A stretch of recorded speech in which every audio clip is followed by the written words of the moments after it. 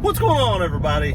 All right, now I want to talk to you about something. So, we know me and my wife went out and bought a new vehicle. I'm not sure if I put that video up yet, so I'm still not going to tell you what it is in this video because I just don't know if I've had time to shoot that video yet. But I found something out and realized something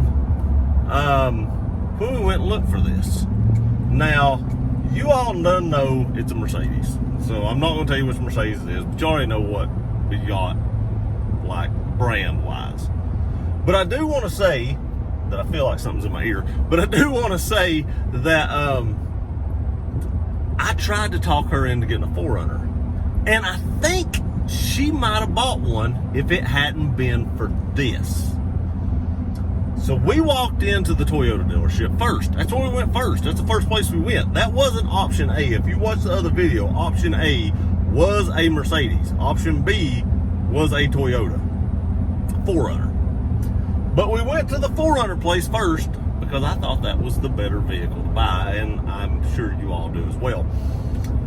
When we walked in there, there was not a single 4Runner on the lot that wasn't spoken for. Not a used one, not a new one, nothing. There was no 4Runners. They had like 2 or 3 Tundras, didn't see a Tacoma. They may have had some Tacomas back somewhere else, but I didn't see any.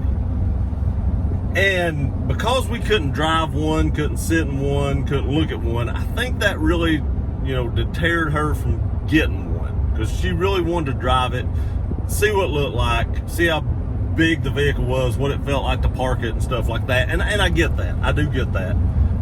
They had 2 4Runners there. One of them was used, but it was sold. The other one was brand new, but it was also sold. So we got to look at them, but we didn't even get to get inside them. They didn't even unlock them and let us in them. They were somebody else's, and they didn't listen. And that's understandable. I get it. I wouldn't want just some stranger prowling around inside my brand new car either. So I understand that. But he took us inside and was showing us what was coming in. And they had some 2021, well, let me take it back. Yeah, they had some 2021 4Runners coming in towards the end of the month. All of them was spoken for, but one. And it was exactly what she wanted, oddly enough. The one 4Runner that didn't already have a deposit on it or a down payment on it was actually the same color. She wanted black with black leather interior, wanted a sunroof, wanted the whole deal. And it had everything she wanted. But it wasn't going to be here till like October the 29th or something. I forget what day it was, but it was like several weeks out before we could even see this vehicle. And he showed us this door. Now, leading into like the manager's office, I guess it's what it looked like. There was like a bunch of desks and stuff. Leading into one of the offices, there was a big glass room, and it had a big glass door. The door was filled up with stuff written on the door. It had stuff written all the way down that door. I guess they'd wrote it in like dry erase or wet erase. I hope they wrote it in wet erase because dry erase is so easy to get off. Surely to goodness they wrote it in wet erase. Either way, they wrote it in something that could be removed from the door. And the door was completely full. And that was vehicles that was arriving like in late October that already had down payments on them. The supply and demand for Toyotas, I know Toyota, I don't know about every other brand, but for Toyota right now is crazy. And we knew right then that we weren't going to be able to talk these people down at all on this 4Runner. I mean, we were paying sticker on this thing if we bought it because the next guy walked in was going to pay sticker probably because if you wanted it, it was going to sell before it got there. Inevitably, that 4Runner is probably sold today. We were there Saturday. It's probably not available anymore. So somebody is going to pay full price. And we knew right then that we wasn't going to get a great deal. Now, we didn't get a great deal on the Mercedes because they said they were in the same boat. And we were, up there a couple weeks ago looking at them, and the ones we were looking at were gone. So I'm thinking that probably most car manufacturers are having a pretty good year and are selling a lot of cars.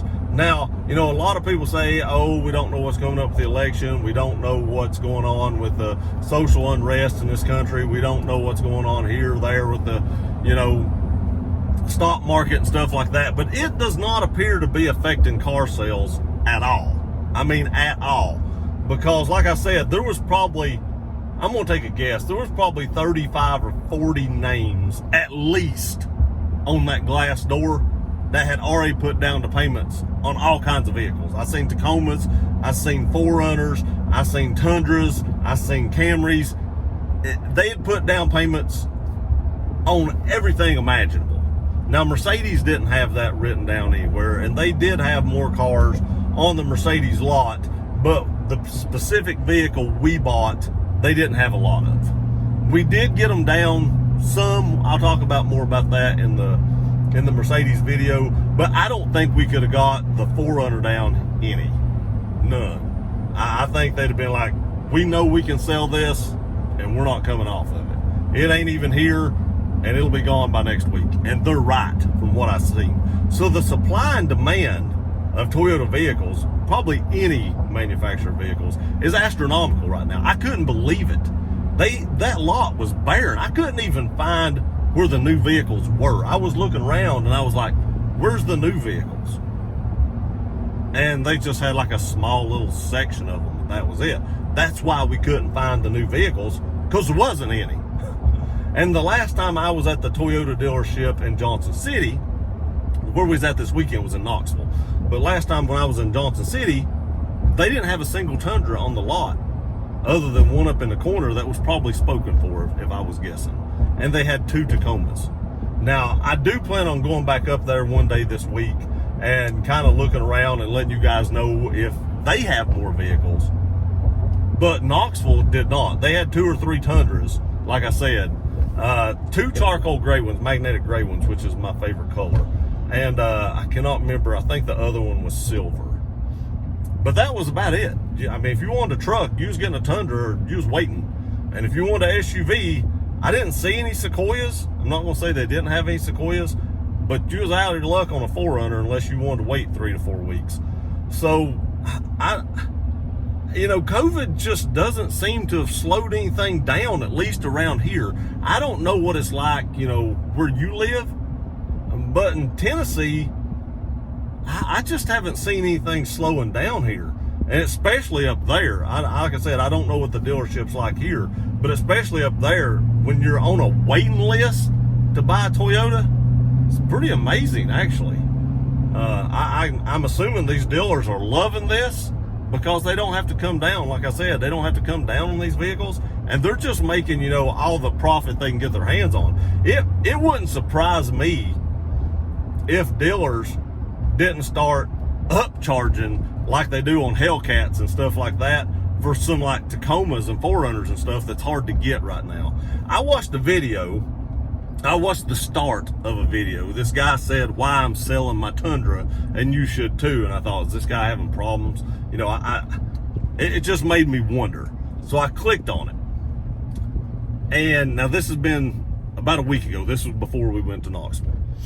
And he said he went into a dealership, I think he said to have a service done on his Tundra, and they contacted him, they called him and told him that they wanted to buy that off of him because there was a shortage of used Tundras right now. And I think it was a 2018 Tundra.